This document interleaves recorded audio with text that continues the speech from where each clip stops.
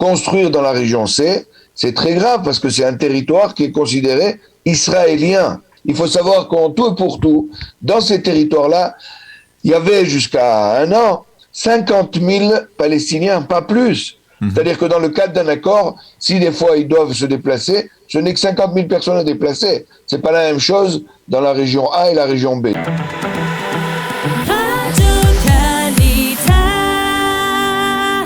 Et nous avons le plaisir d'être en ligne avec Dan Bismuth. Dan, bonjour, Boker Tov. Boker Tov, Daniel. Vous êtes, je le rappelle, le conseiller spécial du président du conseil des localités de Samarie, Yossi Dagan. Et vous êtes bien placé pour savoir ce qui se passe dans la Judée et la Samarie en matière de construction. Et bien entendu, on voudrait voir avec vous que ce qui va se passer après la décision de la commission de planification de valider la construction de quelques 4000 unités de logement.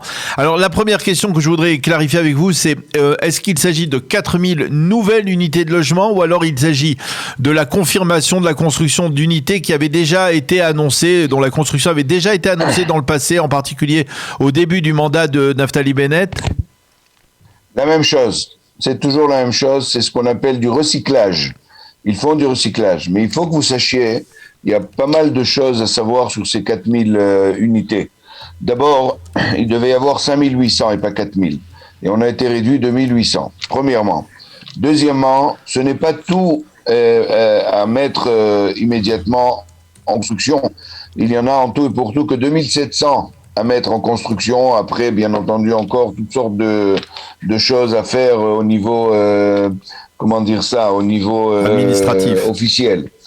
La troisième chose qu'il faut savoir aussi, c'est que ces choses-là ont été faits après 8 mois, plus que 8 mois, puisque depuis mai l'année dernière, la commission qui donne ces permis-là ne s'était pas réunie. Et tout ça, pour peut-être, je dis bien peut-être parce que ça n'a pas encore été fait, parce que la commission ne va se faire que jeudi, donc jusque-là, on ne peut pas savoir ce qui peut se passer, les Américains font beaucoup pression, donc il est possible que ça tombe aussi. Mais pour que vous fassiez la différence avec l'ancien gouvernement, sur lequel ce gouvernement fait beaucoup de critiques. Alors, les années 2017 et 2018, il y avait eu 8 réunions, alors que cette année, il n'y en a eu qu'une seule. On n'a pas encore été faite, bien sûr. Il y en a eu 8 pendant, et on avait eu 8000 maisons qui avaient été permises. Et la même chose en 2019 et 2020, il y avait eu 11 000 maisons qui avaient été, pour vous donner la référence, ici, on est en train de parler de quelque chose comme 3000, mais en fait, c'est 2500 et des poussières, et c'est pas définitif encore. Ça, il faut que vous sachiez. La troisième chose que vous devez savoir aussi, c'est que avec ces permis qui vont être donnés, soi-disant pour nous, tant qu'on les a pas eu, je le dis encore, on est sceptique. Il va y avoir aussi 1000 unités. Ils ne veulent pas le dire, le chiffre, bien entendu, j'ai un chiffre secret, mais vous savez, en Israël, il n'y a rien de secret. 1000 unités de construction qui vont être données aux Palestiniens. J'ai pas de problème qu'on donne aux Palestiniens dans la région, vous connaissez la région A et B, c'est-à-dire qui est sous contrôle palestinien ou commun palestinien-israélien. Dans la région C, c'est sous le contrôle uniquement d'Israël. Et dans cette région-là, chaque maison qui est construite, c'est sur un accord dans le futur, s'il y a un accord, à notre compte, c'est-à-dire que c'est sur le nombre de maisons que l'on peut construire. Maintenant, les Palestiniens font ça dans le but c'est pour ça que c'est très grave. Ils le font dans un but de construire, bien sûr, un État palestinien sur ces territoires-là. Chose qui est très grave, parce que on sait que ce terrain est très grand et il n'y a pas beaucoup de population. C'est pour ça qu'ils la remplissent. Maintenant, la chose la plus importante, c'est que, comme d'habitude, c'est nous les Juifs qui en faisons payons le prix, comme on dit, c'est le fait que si les Palestiniens reçoivent dans le territoire C, c'est-à-dire qui est sous contrôle israélien, dans le même moment, quand on vous parle de 4000 unités de logement dans la Judée et Samarie, c'est dans les implantations qui existent déjà. C'est-à-dire, ce n'est pas en dehors de ces implantations, ce qu'on appelle la ligne bleue. C'est la ligne du Yishuv de chaque implantation qui a ses limites. On le fait dans les limites, c'est-à-dire qu'on ne gagne rien en quelque sorte en plus, comme le gagnent les Palestiniens. Et alors d'abord, je voudrais préciser un point, puisqu'on a parlé de comparaison avec l'ancien gouvernement. Sous Binyamin Netanyahou aussi, il y a eu des constructions pour les Palestiniens. Oui, bien sûr qu'il y a eu des constructions pour les Palestiniens, mais pas dans le territoire C, dans les territoires B et A. C'est-à-dire que ça, comme vous le savez, l'armée gère tout le territoire, même le territoire palestinien, il le gère puisqu'il rentre à Jenin, il rentre à Ramallah, il rentre à Shrem. C'est-à-dire que l'État d'Israël garde encore tout ce qui est sur la sécurité. C'est-à-dire que ça nous permet de vérifier ce qu'ils font. Donc il faut aussi notre accord pour ce qu'ils construisent là. Mais là, c'est factice parce qu'en fait, les Palestiniens ne demandent pas toujours l'accord, ils envoient une lettre et la direction civile du ministère de la Défense dans les territoires ne fait pas acte de ces ishurim là, ces permis là qu'ils donnent. Par contre, construire dans la région C, c'est très grave parce que c'est un territoire qui est considéré israélien. Dans les accords de Oslo, C est considéré comme un territoire israélien. Il faut savoir qu'en tout et pour tout, dans ces territoires-là, il y avait jusqu'à un an 50 000 Palestiniens, pas plus. C'est-à-dire que dans le cadre d'un accord, si des fois ils doivent se déplacer, ce n'est que 50 000 personnes à déplacer. C'est pas la même chose dans la région A et la région B. Donc ça a une importance très très importante de ne pas donner des permis. Et ça, c'est bien la première fois. Monsieur Netanyahou n'a jamais donné dans les territoires C. Jamais. Toujours A et B. Ouais. Donc de ce côté-là, c'est une nouvelle avec tout ce qui se passe avec le gouvernement qui prend comme vous le savez, Monsieur Abbas, le représentant du parti qui est actuellement dans le gouvernement, c'est ce qu'on appelle la force nord des frères musulmans. Ah, c'est la force sud, pas la branche sud, c'est pas la branche nord.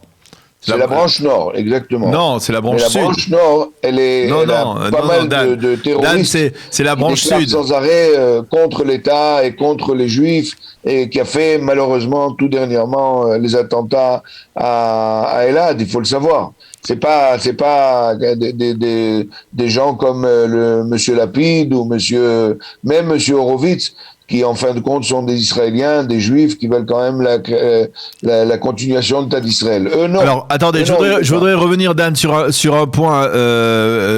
Hier, le député Yom Tov Kalfon nous disait à notre antenne que il y avait, pour la première fois dans cette décision, la possibilité de développer non seulement les blocs d'implantation, mais aussi des implantations qui sont considérées comme des implantations isolées en Judée, en Samarie. Finalement, c'est un développement positif de votre point de vue, de ce point de vue-là? Bon, Monsieur Kalfon, qui est un monsieur que j'apprécie beaucoup, que je respecte, qui fait une très grosse erreur actuellement en renforçant ce gouvernement-là, qui n'est pas vraiment un gouvernement israélien, qui est un gouvernement israélo-arabe, qui fait beaucoup de choses très graves contre notre pays, et on en voit les résultats dans les attentats qui ont eu lieu, tous les derniers trucs, ne dit pas exactement ce qui doit être dit. Je répète encore une fois, il n'y a aucun permis de créer ou de renforcer des nouvelles implantations, pas du tout. Tout est fait dans les blocs. Si vous voyez la liste, j'ai la liste de tous les permis qui ont été donnés, c'est dans des endroits qui sont considérés comme des blocs d'implantation qui sont acceptés par le gouvernement de droite. Je ne parle pas de la gauche. La gauche est contre, de toute façon, quoi que vous fassiez en Judée et Samarie. Mais de droite, ils sont considérés comme des blocs avec un accord tacite qui dit là-bas on peut construire, tel que le Gush Etzion, etc. Si vous voyez la liste, il n'y a pas un seul, par exemple, dans le Shomron chez nous, c'est quelque chose de terrifiant. Par exemple, à Kiryat Arba, ils ont donné 150 unités, alors qu'il y a 5000 personnes qui attendent pour construire des maisons. 150 unités. Pourquoi? Parce que c'est Kiryat Arba. Donc, monsieur, comment il s'appelle, Kalfon, essaye de défendre son gouvernement. C'est légitime, je pense qu'il fait partie de ce gouvernement, mais je pense qu'il fait une erreur là-dessus et il devrait vérifier ses sources parce que rien n'a été donné en dehors de ces blocs-là d'implantation et en dehors du territoire du Yishuv, je répète encore une fois. C'est pas en dehors, c'est-à-dire que c'est comme si vous disiez à Jérusalem, dans le quartier de Beit Vegan, il y a des limites. Vous construisez dans les limites, vous ne construisez pas en dehors des limites. Vous n'avez pas grandi le nombre d'implantations juives qu'il y a dans la Judée. Non, mais par exemple, c'est dans les implantations elles-mêmes. Oui, bien sûr, c'est dans les implantations elles-mêmes, c'est pas de nouvelles implantations. Mais par exemple, je lis par exemple Mevo Choron, c'est pas une implantation qui est dans un bloc d'implantation, par rapport à d'après ce que je sais, 110 implantations. Sha'arei Tikva, 192.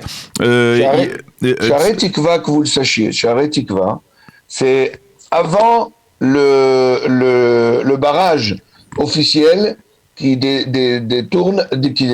dénote la ligne verte, comme on l'appelle. Oui. D'accord? Sha'arei Tikva est avant. Sha'arei Tikva est comme Rosh Haïn, comme Petar Tikva. Oui, mais, donc, mais ce ne sont pas quelque chose d'extraordinaire. De toute façon, ils peuvent construire. Ils ne donnent pas un endroit où on veut agrandir pour essayer de gagner du terrain.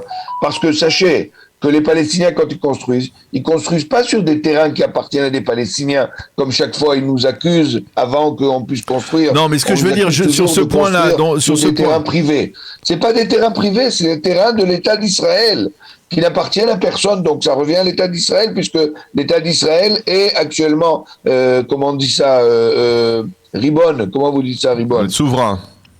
Pardon? Souverain dans ces territoires-là. Et l'État d'Israël, enfin le gouvernement actuel, donne ces terrains-là qui sont vitaux pour nous. Parce que quand on y arrivera et qu'on veut construire, on ne nous laisse pas. Et toutes les nouvelles implantations n'ont pas eu de renouvellement. Sha'arei Tikva, Revava, tous ces endroits-là. C'est des endroits où on construit de toute façon. Parce qu'il faut savoir, il y a une différence entre la construction privée et la construction gouvernementale. La construction privée, c'est nous qui le décidons. D'accord? C'est par exemple, chez nous, à la Moëtsa, c'est le maire qui signe sur ces choses-là. Là, on parle de construction qui permettent l'agrandissement naturel de ce Yishuv. Et ça n'est pas été réel, d'abord. Il faut savoir, encore une fois, je vous dis, il n'y a en tout et pour tout que 2500 unités qui vont être permises pour être vendues, etc., etc. Donc on n'est pas encore là, on n'est pas en construction. Mm-hmm. De l'autre côté, les Palestiniens construisent officieusement contre la loi, parce que les 1000 qu'ils leur donnent, c'est pour justifier des maisons qui ont déjà été construites en dehors de la loi. Les Israéliens, les Juifs, pas du tout. Dès que vous construisez, le souverain civil dans la Judée et Samarie vient et vous détruit votre maison, pas seulement des maisons.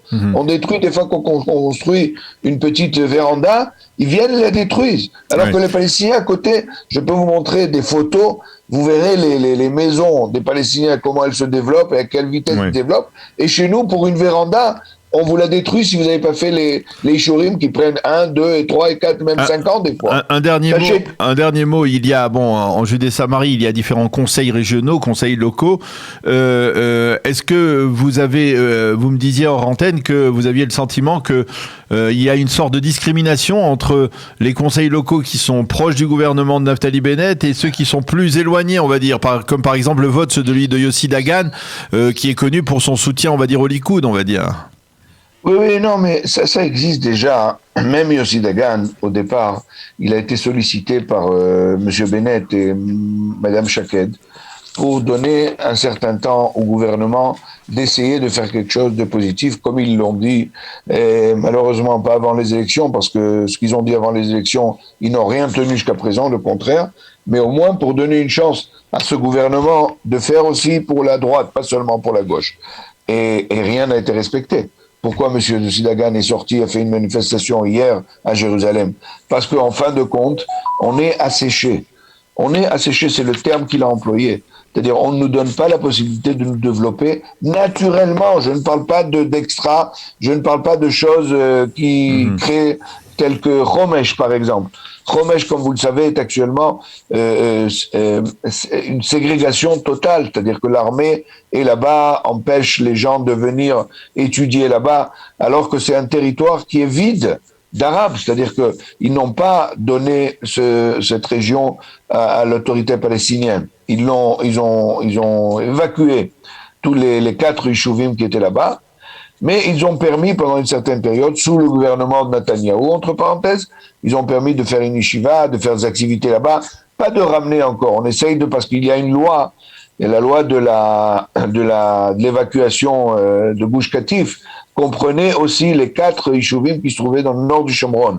Et cette loi-là, ça fait pas mal de temps qu'on essaye de l'annuler. Si on arrive à l'annuler, on peut retourner. Il y a là-bas les routes, il y a là-bas les choses publiques qui existent encore. C'est-à-dire un retour est faisable en quelques jours, pas en quelques mois, en quelques jours. On peut revenir et ensuite reconstruire. Seulement, il ne faut pas en parler avec ce gouvernement-là, aucune chance qu'on bouge.